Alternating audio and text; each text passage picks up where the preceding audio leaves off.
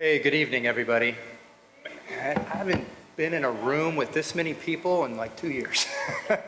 This is incredible. Ken, thank you so much for pulling this together. It's a tremendous amount of work. My name is Scott Johnson. I'm the owner of Serious Cycling, and I'm the president of the SCNCA. That is the voluntary organization for Southern California, Nevada Cycling Association. We're part of USA Cycling, and we orchestrate officiating, permits, categorization for competitive cycling here in Southern California. You know, cycling is, most of the world sees it, I mean most of the people in the US anyway, see it as a toy. You know, a bike is a toy. And a lot of the world sees it as sport. And if you think about the US, I mean, we're like 340 million people. And there's about 7 million people that were involved in cycling as a sport before COVID. And the latest information is there's something like 14 million people involved in cycling as a sport now, after COVID. There's only about 100,000 USA Cycling race licenses. So 100,000 people are racing competitively out of 340 million. So we got a lot of work to do. But it's a wonderful sport. We all know how it touches our heart. And that's what we're here talking about tonight. And so I would like to encourage anybody who would like to get involved in the SCNCA. There's 2 other board members here with me tonight. Daniel Caldera over here. Daniel, put your hand up. Alfie Sanchez over here. It's a voluntary group. We need help. We need energy. And there's a huge opportunity to reset the table. I think USA Cycling is going to do that. The person I'm here to introduce is going to be a big part of that. And we can do it here locally as well. But it involves your time and it involves your energy. So before we get to that, I do want to acknowledge some of the special guests we have here tonight. Southern California, by the way, or I should say Southern California, Nevada, out of all the local associations in the United States, is number 2. Only behind Colorado. So this group right here, this is the biggest, well, second biggest, will be the biggest local association of USA Cycling. So we have a duty to grow this sport. And I think knowing a lot of you personally and having raced with a lot of you, I think we're up for the task. So I'd like to introduce to you some of the national and state champions that are here in the room tonight. And I think I got all of you, and if I don't, I apologize, and feel free to correct me. But in alphabetical order, I want to acknowledge Bart Clifford.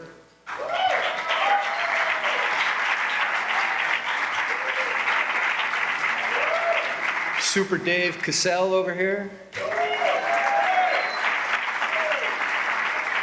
Sharon Smith.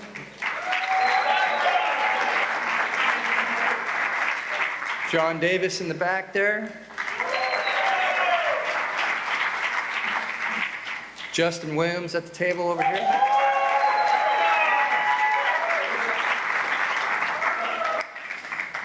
Lisa Muhammad, where are you?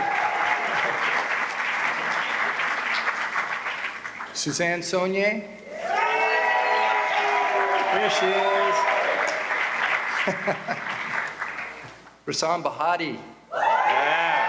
What? And I heard Nelson Vale's here tonight. Where's Nelly? Nelly! Where is he? There he is. So we are blessed to have so many champions in this room. And I think you guys can see that we know, and there are other champions at the tables as well. I'm getting looks right now. Corey. Hold on. I'm saving the beast for last. So we got our most recent California champion, Corey Williams, sitting at the table there.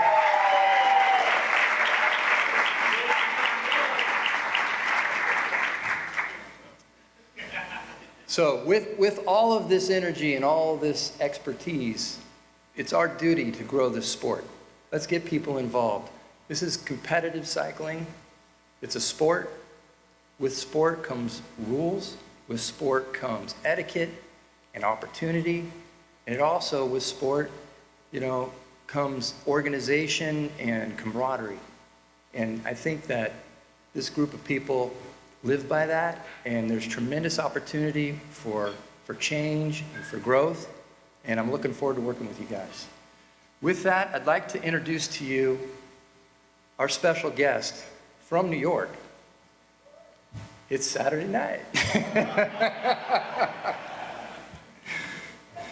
David Lipscomb, he's the CEO, founder, head coach of CIS Training. It's a really big deal in New York and on Zwift. It's a premier training program. A lot of people have grown and gotten strong in the last 2 years, particularly on Zwift. If you don't believe me, go to the race tomorrow. David, he's a contributor to Bicycle Magazine. He's part of the coaching staff.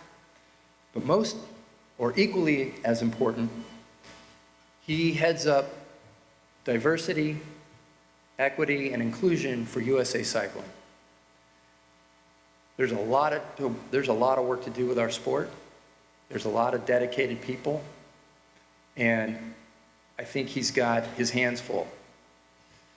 He's pioneering what he does in his life by combining the science of cycling, the art of coaching, the philosophies that come with martial arts, and the principles of leadership and development. I'd like to introduce to you David Lipscomb. Hello, everyone.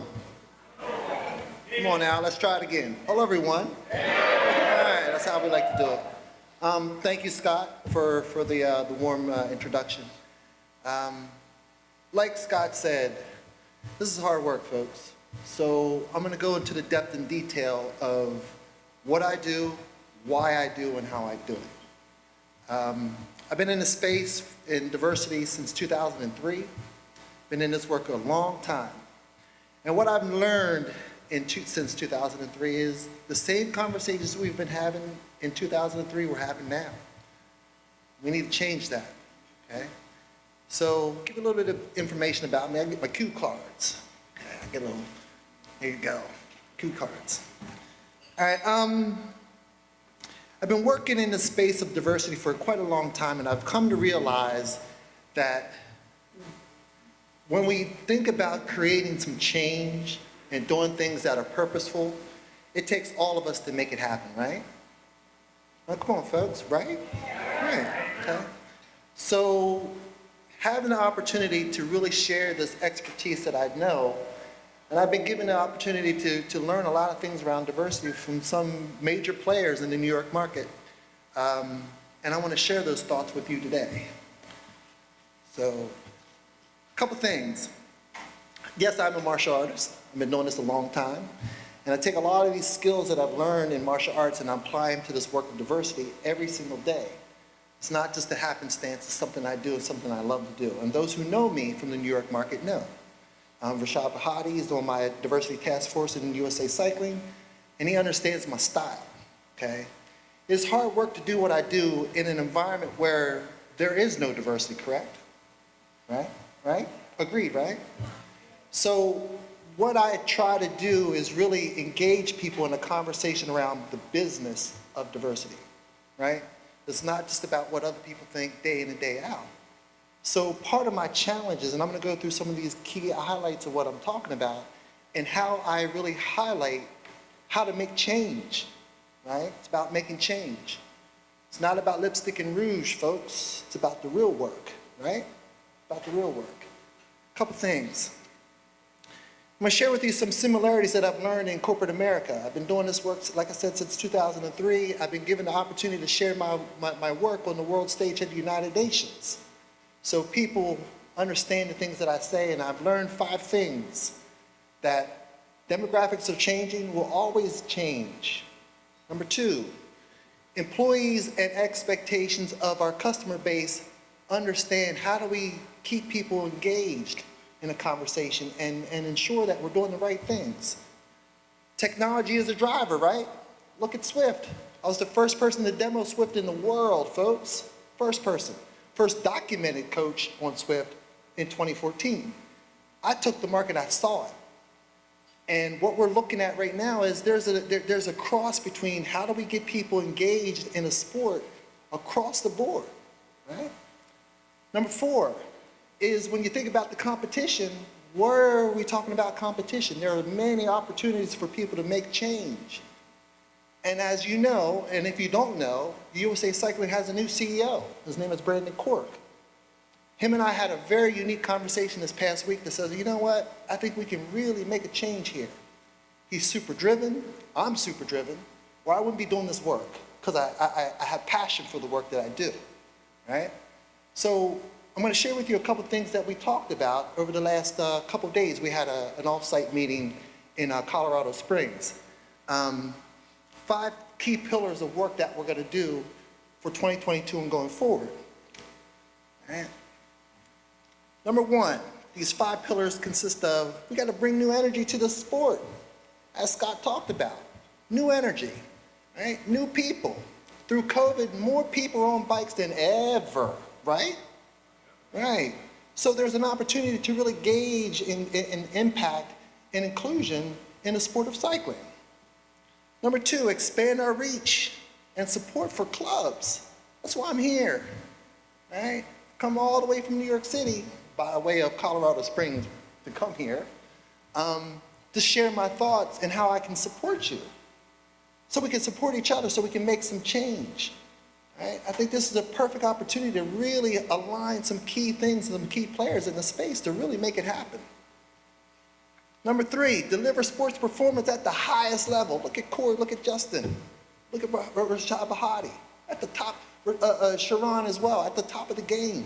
We want more people to be at the top of the game, right?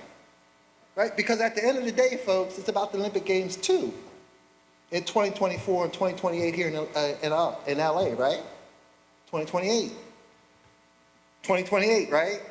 2028, in your backyard, all right? Number 4, break down the barriers to entry, right?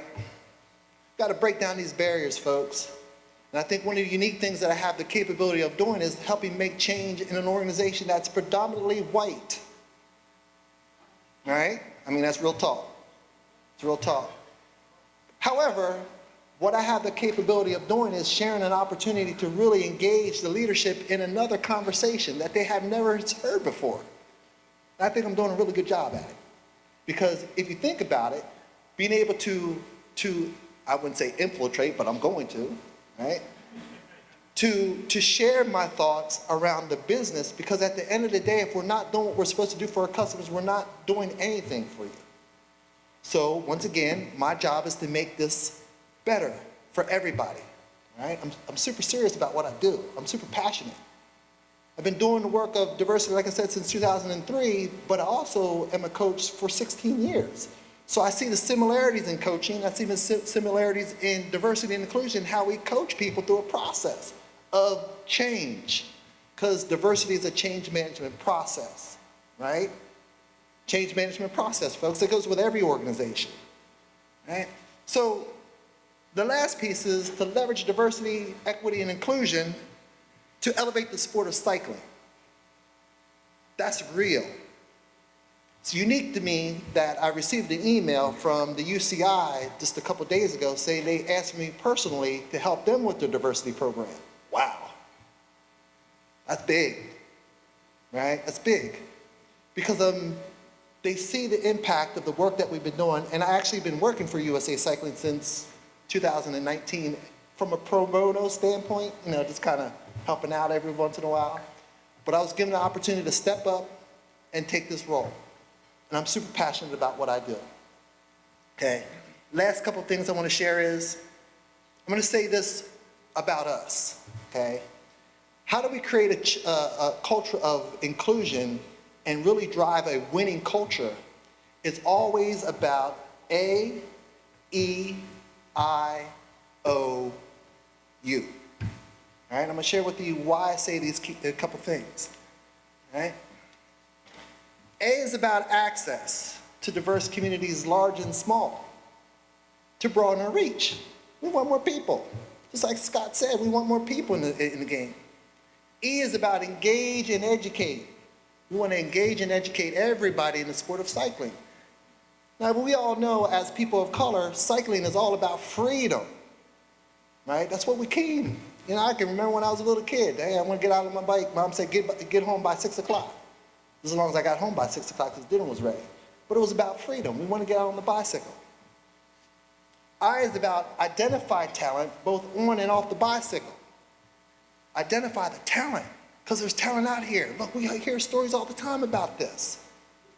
You know, Scott, how many people in the United States? 340 million, we only have 100,000 USA cycling licenses. Come on, folks. Where's the disconnect? Say it again? That's it. So my job is to help bring more people in the sport, okay? O is to increase the opportunities for bike racing in the United States. Right? And last but not least is to unify our sport as cycling stewardships of individuals to create change. Thank you.